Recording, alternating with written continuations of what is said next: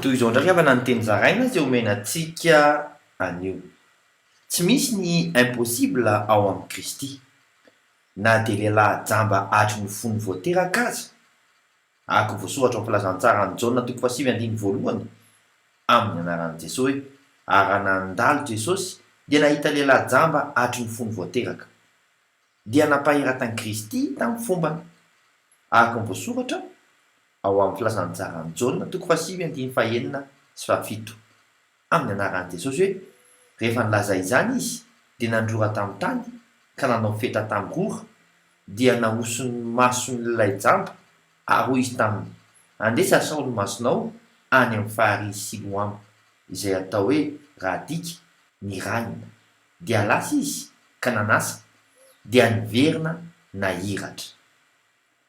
Iva koa ireo olana sarobahana eo amina olony mino mivavaka isika. Kristy eo misaotra anao nandray an-tanana sy hamaha ireo olako. Mahery aho manana anao hiankinana sy azo enterana tanteraka. Amen. Mandra-piaona tompoko.